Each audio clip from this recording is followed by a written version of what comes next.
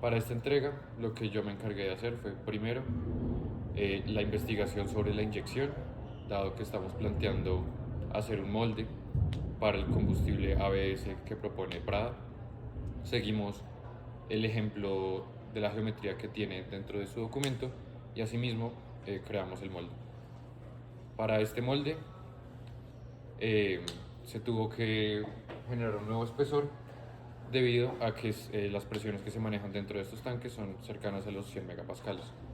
Esta presión significa que un espesor de 1 milímetro o de 5 milímetros no son suficientes y se necesitaría un material mucho más resistente. En nuestro caso y en nuestra investigación decidimos utilizar un acero martensítico templado en 315 grados para así alcanzar como un mínimo un espesor de 1 centímetro. Por otro lado, se desarrollaron los modelos CAD. Este es un ejemplo de lo que podría ser el modelo CAD que está en el documento. Visto de corte de sección, como se puede ver está el espesor que sería de 1 centímetro, dado el material, y ya la geometría del molde, que es lo que generaría el propelente. Aquí mismo se puede ver el corte de sección transversal circular, donde se puede ver pues la sección circular. Asimismo, para el cálculo de dicho espesor se utilizó esta relación, donde se habla de la presión, el diámetro, un factor de seguridad que nosotros escogimos que va a ser de 2.5, se multiplica por un factor de 0.5 y asimismo se divide por el esfuerzo de fluencia del material que se escogió. Dados todos estos términos, pues se consigue un espesor de 1 centímetro. Para esta primera entrega realicé las revisiones bibliográficas de las tesis hechas por el estudiante Santiago Prada. Para su tesis de pregrado, el estudiante realizó un diseño experimental de un cohete completamente hecho con un motor híbrido. En la revisión bibliográfica analizamos aspectos principales en los que en los que podemos entrar a hacer un trabajo de rediseño, ya que pues se pueden presentar diferentes factores como los costos de manufactura, los planos, las simulaciones realizadas por el estudiante, en donde también se encontró que el motor llegaba pues al rango que él se propuso, que era de 2000 metros, pero sin embargo nosotros necesitamos uno de 12000. Y también analizamos aspectos de análisis estructurales de las piezas. Por otro lado, para la segunda tesis se analizó principalmente cómo funciona la herramienta HIP Motor para la simulación de motores híbridos, y también se analizó la falla presentada por el estudiante al momento de hacer su análisis experimental, en donde por fallas de manufactura y de diseño de su motor ABS, el motor presentó una falla grave que necesita ser rediseñada. Ya por último, siguiendo con la línea anterior, realicé el plano de un molde estrella para disminuir el tiempo de manufactura de este grano ABS para el motor híbrido. Y ya. Bueno, uno de los pasos más importantes para poder realizar esta primera entrega fue tener los conceptos y las ideas preparadas sobre los diferentes temas que vamos a tratar para nuestro proyecto.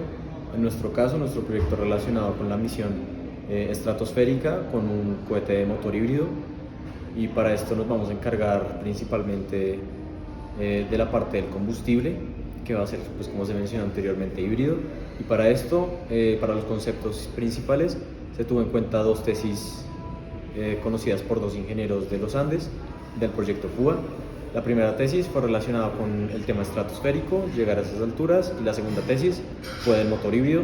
Así que primero, en cuanto al tema estratosférico, se hizo la tesis de Daniel Casadiego, que su tesis fue relacionado con el Seneca 12, la misión Seneca 12, para poder reemplazar y rediseñar diferentes partes y modelos del AINCA 6, que fue un cohete realizado en el 2017.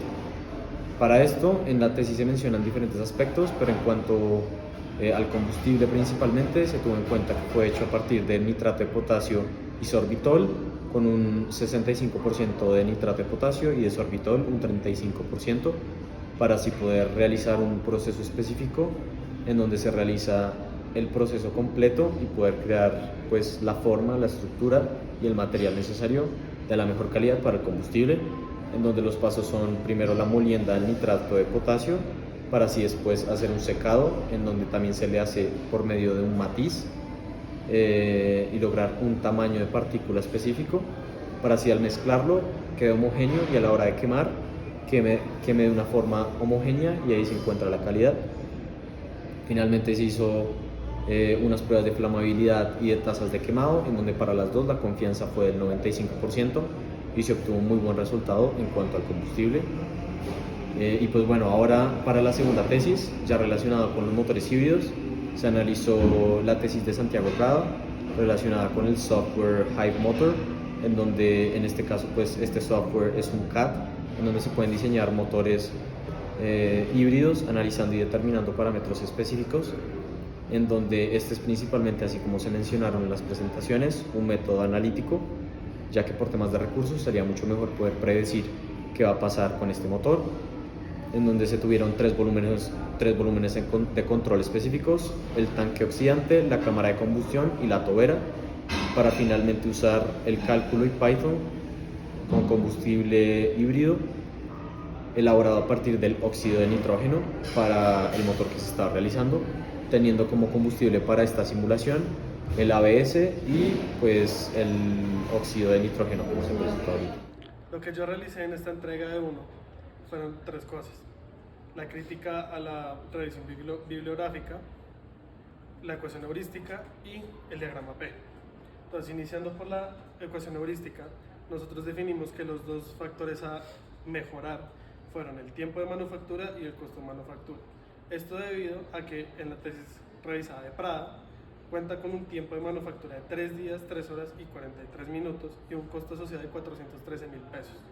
Entonces, nuestra idea a partir de esta ecuación es identificar que si logramos reducir ya sea los tiempos, que tiene mayor importancia al verse elevado al cuadrado, o los costos bajan, estamos obteniendo un proceso optimizado. También se incluye un factor de fiabilidad en el que nosotros somos conscientes que un proceso de inyección puede generar problemas, o todos los moldes salen perfectos o ninguno sale perfecto. Entonces, por eso incluimos un factor que es 1 o es 0 para de una vez decirnos si está bien o está mal. Por la parte del diagrama P, lo construimos de la siguiente manera, en la que identificamos los factores de ruido como temperaturas externas, humedades, los factores de entrada, la calidad de los materiales, los procesos industriales, los procesos internos de las compañías y las variables controlables, que fueron las dimensiones y los pesos que nosotros debemos tener en cuenta a partir de la revisión bibliográfica hecha en la tesis de Prada. Y finalmente la salida siempre va a ser el producto final o el grano en avexia. Y por parte de la crítica nos enfocamos principalmente en la tesis de pregrado de Prada, en la que él comenta sobre cómo fue el proceso de selección y manufactura del grano de ABS. En esta simplemente retoma otra tesis anterior, selecciona ese diseño y hace un cálculo sencillo para definir la masa y el volumen que necesitaba. Entonces, a partir de eso nosotros identificamos que debía tener un proceso distinto a partir de una de las gráficas de empuje contratiempo, a partir de lo que se quiere optimizar de su misión, y aparte de eso, tener en cuenta que una impresión 3D como la que él seleccionó puede tomar mucho tiempo, y dentro de una institución como la universidad tiene muchas dependencias, sobre todo en el tiempo y la disponibilidad. Para este entregable yo estuve a cargo de la evaluación técnica.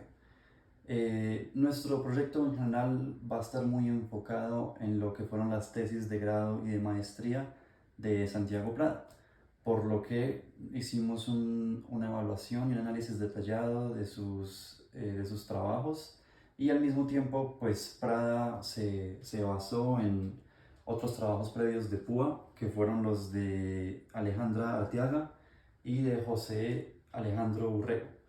Alejandra fue básicamente como la que empezó con esta parte de motores híbridos en PUA, y Urrego por su parte se encargó un poco más de la parte geométrica del grano específicamente. De aquí Prada sacó pues unas muy buenas referencias, y nosotros por nuestra parte nos empezamos a dar cuenta que el combustible en general era una parte en la que podríamos enfocarnos para el rediseño. Ya en cuanto a la evaluación técnica, pues nosotros empezamos primero con lo que sería un análisis de cambio funcional.